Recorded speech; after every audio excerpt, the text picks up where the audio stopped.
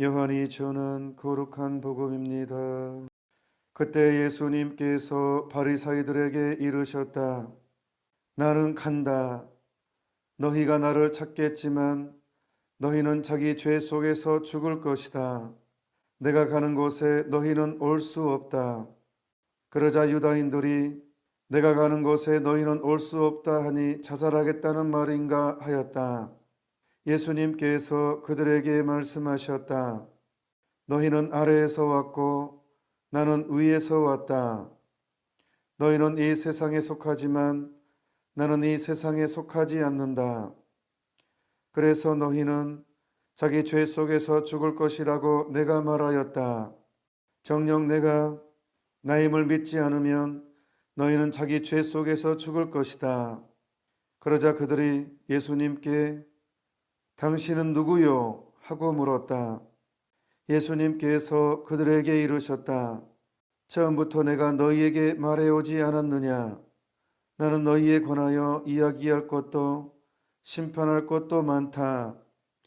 그러나 나를 보내신 분께서는 참되시기에 나는 그분에게서 들은 것을 이 세상에 이야기할 따름이다. 그들은 예수님께서 아버지를 가리켜 말씀하신 줄을 깨닫지 못하였다. 그래서 예수님께서 다시 그들에게 이르셨다. 너희는 사람의 아들을 들어올린 뒤에야 내가 나임을 깨달을 뿐만 아니라 내가 스스로는 아무것도 하지 않고 아버지께서 가르쳐 주신 대로만 말한다는 것을 깨달을 것이다. 나를 보내신 분께서는 나와 함께 계시고 나를 혼자 버려두지 않으신다. 내가 언제나 그분 마음에 드는 일을 하기 때문이다. 예수님께서 이렇게 말씀하시자 많은 사람이 그분을 믿었다. 예수님께서 우리 안에서 활동하시고 당신을 보여주시는데 왜 그렇게 예수님을 만나는 사람이 적은가? 임마누엘인 하느님께서 우리와 함께 계시다잖아요. 우리가 믿는 하느님은 살아계신 하느님입니다. 근데 왜 이렇게 예수님을 누리는 영혼이 적은가? 세 가지 이유가 있습니다. 첫 번째는 우리는 구원되기를 원하지만 죄에서 구원되기를 원하지 않습니다. 그러니까 예수라는 이름은 죄에서 우리를 구원하신 분이라는 뜻입니다. 구원이라는 것은 죄에서 해방이에요. 죄의 용서예요. 근데 우리는 구원을 원하는데 사람들은 구원을 원하지만 죄에서의 구원이 아니라 경제적인 어려움에서 구원되는 거. 좀 돈 좀 벌게 해주십시오라는, 건강하게 해주십시오. 매사에 잘되게 해주십시오. 기복적인 신앙. 주님 믿으면 사업이 잘 되리라. 이런 현세 복. 미안한 얘기지만 하나님을, 예수님을 사랑한다는 것은 희생한다는 것인데 이용하려고만 하죠. 예수님을 이용해서 현세적인 복. 내 나라는 이 세상 것이 아니다 그랬지만 사람들은 이 세상에 집착하기 때문에 입으로는 주님 주님 부르지만은 실제로는 예수님을 모르는, 유다인들이 율법을 공부하고 하느님을 평생 공부했지만 막상 하느님이 왔을 때 하느님을 죽여버리잖아요. 이 세상을 누리려고 하기 때문에. 그런 비극. 정말 많은 사람이 예수님을 찾고 있지만 결국은 내 이속을 챙기는 경우가 많잖아요. 결국은 희생이 아니라 사업 잘 되게 해주십시오. 그게 뭐 기복신앙하고 무슨 차이가 있겠습니까? 건강하게 해주십시오. 물론 건강이 중요하지 않다는 게 아닙니다만은 우선순위를 그렇게 둔다는 거예요. 돈, 사업 잘 되게 해주십시오. 사업이 잘 돼야지 하느님한테 축복받는 것 같고, 사업이 안 되면 버림받은 것 같고, 이렇게 돼버렸어요. 우리 이 의식이 기복신앙. 그러니까 참으로 예수님을 누리는 사람은 많지 않습니다. 두 번째는 우리가 하느님을 따르기는 원하지만 너무 큰 희생을 원치 않습니다. 적당한 선에서. 너무 큰 대가 원하지 않습니다. 그 성서에 가장 놀랄 만한 대목 중에 하나가요. 어릴 때부터 십계명을 지킨 젊은이가 있잖아요. 와, 어릴 때부터 십계명을 착실하게 지킨 이 젊은이가 12사도에 못 들어갔어요. 예수님이 뭐라고 하냐 그러면 저는 어릴 때부터 십계명을 다 지켜왔습니다. 예수님 보니까 그런 것 같아요. 대견해요. 예수님이 한마디 하세요. 너한테 한 가지 부족한 것이 있다. 네 가진 재산을 다 가난한 사람들 주고 나를 따라라 했을 때 따랐다면 그때 그 돈 죽으면 가져가지도 못할 돈이었잖아요. 그때 예수님 말을 듣고 따랐다면 지금 12제자의 한 축을 가장 위대한 제자 중에 한 명, 어릴 때부터 십계명을 지켜왔고 그런 착실한 청년이 어디 있습니까? 하지만 그 청년은 재산이 많았기 때문에 울상을 치며 예수님을 따르지 못했습니다. 떠나갔습니다. 그 착실한 청년도 돈 마지막 유형은 돈 같아요. 그러니까 우리는 예수님을 따르기를 원하지만 너무 큰 희생을 원치 않습니다. 적당한 선에서 나의 큰 손해를 원하지 않습니다. 그래서 예수님을 누리기 힘듭니다. 세 번째는 우리는 하느님 방식으로 구원되기를 원하는 것이 아니라 내 방식으로 구원되기를 원합니다. 그러니까 하느님은 이래야 돼. 내가 기준이 돼버립니다. 하느님의 기준이 아니라 그게 우상숭배잖아요. 내가 기준이 돼버리는 거. 그러니까 성서도 해석을 할 때 하느님이 나에게 원하시는 것이 뭔가 내가 하느님한테 맞추는 것이 아니라 이 성서가 나한테 어떤 의미가 있는가 내가 기준이 돼버려요. 이게 이제 교만이 만들어지는 것입니다. 우리는 구원되기를 원하지만 하느님 방식이 아니라 내 방식으로 구원되기를 원한다는 것. 그래서 입으로는 주님 주님 하지만 유다인들이 그랬죠. 하느님 하느님 하지만 실제로는 하느님을 몰라보는 이 안타까운 현상에 떨어지게 되는 것입니다. 그래서 예수님이 오늘 예언을 하죠. 오늘 구리뱀 사건 나옵니다. 뱀은 저주의 상징이잖아요. 높이 들려 올린 것은 사람들 앞에 이렇게 드러난 거잖아요. 저주가. 십자가가 어떤 것입니까? 2000년 전에 십자가는 저주의 상징이었습니다. 정말로 가장 잔혹한 사형 도구잖아요. 로마 시대에서도 몇 번 없는 사람을 나무에 모델을 놓고 못질해 버립니다. 가장 고통을 많이 느끼고 서서히 죽게 만드는 역사상 가장 잔혹한 사형 도구였습니다. 가장 강력한 고통을 느끼게 맛보게 해주는. 그래서 저주의 상징이죠. 근데 그게 구원의 상징이 됐잖아요. 우리는 누구를 따르는 사람이냐 그러면 저주받은 사람을 따르는 거예요. 저주받은 예수님이었습니다. 그래서 예수님이 마지막 돌아가실 때 엘리 엘리 레마 사박타니 그랬잖아요. 하느님 하느님 어찌하여 나를 버리셨나이까. 철저하게 버림받으신, 철저하게 고통받으시고 그런 그분을 우리는 따르는 거잖아요. 그렇기 때문에 십자가가 내 운명입니다. 내가 주님 그분을 알아보려면 사업을 잘 되게 하는 주님이 아니라 우리 죄를 뒤집어 쓰시고 고통을 당하는 그 주님을 바라보고 그분을 받아들일 때 진정으로 나는 그분의 사랑을 이해하게 되는 것이고 그분을 받아들이게 되는 것입니다. 예수님께서 처음에 시작할 때 누구든지 나를 따르려는 사람은 자기 자신을 버리고 십자가를 지라겠잖아요. 그러니까 우리는 내 운명에 대해서 불평하지 말아야 됩니다. 이스라엘 백성이 어떤 백성입니까? 구름 기둥 불 기둥 홍해 바다를 건넜던 하늘에 만나 떨어질 때 감격하며 눈물을 흘리면서 하느님께 찬미드렸던 홍해 바다 건널 때 이스라엘 나를 쫓아오던 이집트 군사들이 홍해 바다에 빠져서 죽을 때 하느님의 전능을 가슴 떨면서 지켜보고 하느님을 찬미했던 그 사람들이 바로 불평해 버립니다. 힘들다고 바로 되들어 버립니다. 하늘의 만나를 누리던 그렇게 감동했던 그 이스라엘 백성이 모세한테 대듭니다. 불평불만을 합니다. 약한 게 인간입니다. 우리는 세례성사 받은 사람입니다. 이보다 큰 은혜가 세상에 어디 있겠습니까? 세상에 많은 종교가 있습니다. 하지만 세상에 하느님의 살을 내 살로 취하는 종교가 세상에 어디 있단 말입니까? 하느님을 나와 동일시 친구가 되게 하는 가톨릭 신앙의 영성의 완성은 데이 피카시오입니다. 데이 하느님 피카시오 하느님화 되는 것입니다. 하느님 살과 내 살이 하느니까 내가 하느님 되는 거잖아요. 이게 가톨릭입니다. 세례성사를 통해서 하느님을 아버지라 부르잖아요. 세상에 이런 사람이 어디 있습니까? 하느님을 아버지라 부르면 아버지 것이 내 것이고 내 것이 아버지 거 아니겠습니까? 세례성사는 인간이 누릴 수 있는 최고의 선물 아닙니까? 그 최고의 선물을 오늘 받았고 성체성사로 그 최고의 선물을 완성시킵니다. 이미 우리는 지상에서부터 천국을 누리는 예수 그리스도와 하나 되는 그런 위대한 종교를 누리고 있는 위대한 은총을 누리고 있는 우리가 아닙니까? 우리 이 은총에 감사할 수 있다면, 이 은총을 깨닫는다면 우리는 불평할 수 없습니다. 사실은 원망할 수 없습니다. 이스라엘 백성 불평불만에 모세에게 대들고 그 은총을 누리고서도 조금 힘들다고, 광야생활 힘들다고 대들었습니다.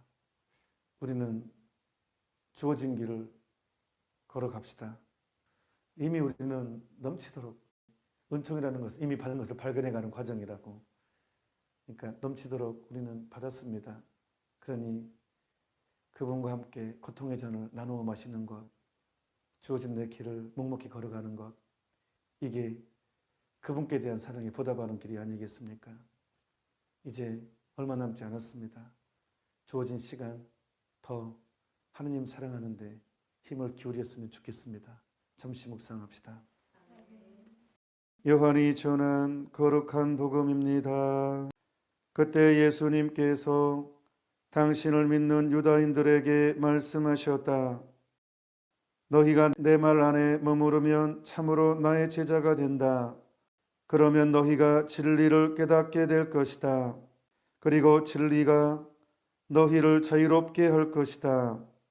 사람이 살면서 가장 괴로운 감정은 죄책감입니다. 죄의식입니다. 그래서 우리는 끊임없이 이 죄를 없애려고 노력을 합니다. 죄를 없애는 방법은 두 가지가 있습니다. 첫째는 그 죄를 인식을 하고 기꺼이 죄를 지었음을 인정하고 그것을 예수님께 맡기는 것. 그 죄를 겸손되이 고백하고 용서를 믿는 것.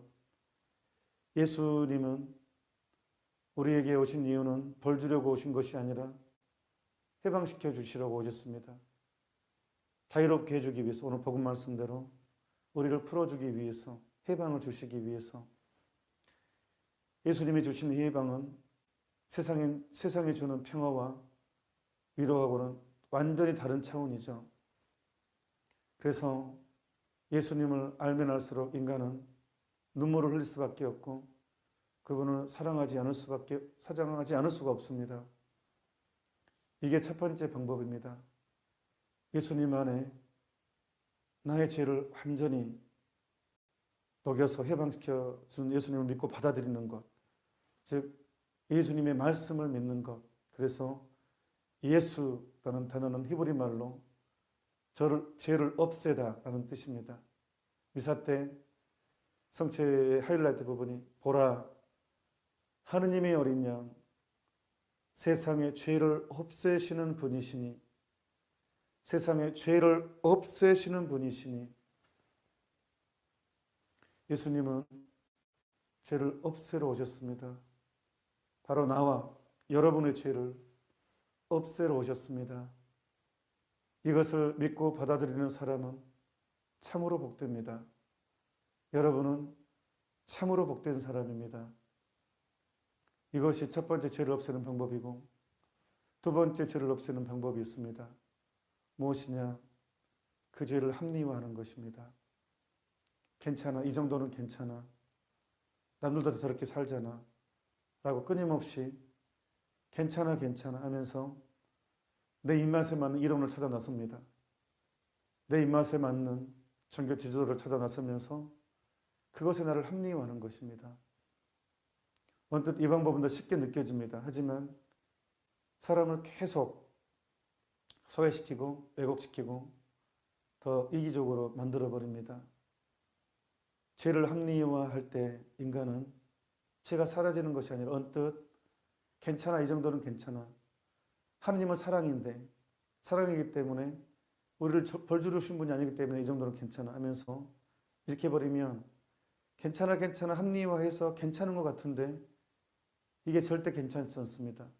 결국은 은긋, 쉽게 말하면 우리가 아플 때 진통제를 먹으면 병이 나은 것이 아니라 잠깐 그 순간에 진통제 약효 때문에 통증이 사라지는 것입니다. 하지만 진통제 약효가 떨어지면 또다시 그 통증은 남아있는 것입니다. 치료는 되지는 않습니다.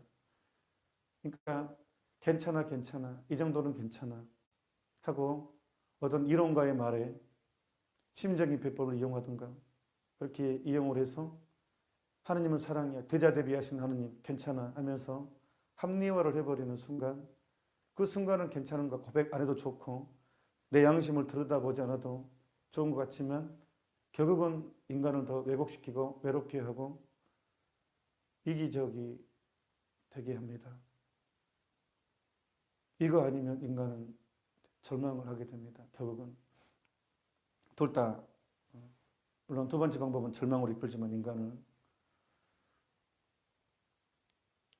예수님께서 그래서 공생활을 시작할 때 첫 번째로 하신 말씀이 하늘나라가 다가왔다 회개하여라 였습니다. 회개가 바로 천국의 문이고 우리를 예수님께로 인도해주는, 가장 완벽하게 예수님을 체험하게 하는 그런 중요한 열쇠입니다. 회개라는 것은 메타노이아, 이란 말로 메타노이아라는 뜻으로 유턴입니다. 유턴. 길을 가다가 이렇게 반대로 유턴하는 것입니다. 하느님을 바꾸려고 하지 말고 내 삶을 바꾸어야 됩니다. 내 삶이 하느님의 뜻에 맞는, 하느님의 계명을 지키는 삶, 이것이 유턴입니다. 내 안락한 삶을 포기하지 않고 하느님을 바꾸려고 하는 것, 이것이 바로, 이렇게 하니까 오늘 요한복음에 나온 유다인들, 아무리 예수님이 얘기를 해도 오히려 예수님의 말귀를 못 알아듣고 결국은 하느님의 이름으로 하느님을 죽여버리는 그런 엄청난 짓을 하게 되는 것입니다. 제가 세례를 받고 나서 제 기억으로 제일 처음 읽은 성인전이 아마 도메니코 사비오 성인전으로 기억합니다. 도메니코 사비오 성인의 가장 14살에 죽었죠. 가장 어린 나이에 죽었지만 2년 만에 시성이 됐던 걸로 저 기억하고 있습니다. 돈보스코 성인의 제자죠. 수제자였습니다. 근데 학생이었어요. 기숙사에서 활동하는. 근데 그 친구들이 야한 그림을 보니까 도메니코 사비오가 성냥불을 갖다가 손에다 대버렸어요. 딱 그냥. 그러니까 얼마나 뜨거워하면서 화를 냈겠죠. 너 미쳤어? 하고 이렇게 하니까 도메니코 사비오가 그랬습니다. 너희 조그마한 불도 못 견디면서 지옥불을 어떻게 견디려고 이런 죄를 즐기고 있냐고. 그러면서 도메니코 사비오가 자주 하는 말이 있었습니다. 죄를 짓기보다 차라리 죽음을 선택하겠다고. 중요한 것은 우리는 너무 약합니다. 넘어지지만 다시 일어서면 됩니다. 그냥 다시 일어서면 됩니다. 포기만 안 하면 됩니다. 왜?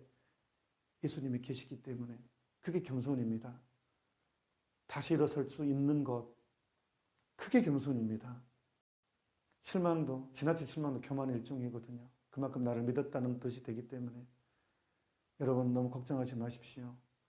그냥 겸손만 가지고 있으면 이미 절반은 성공한 것이고, 아니 다 성공한 것입니다. 다시 새롭게 출발했으면 좋겠습니다. 아멘.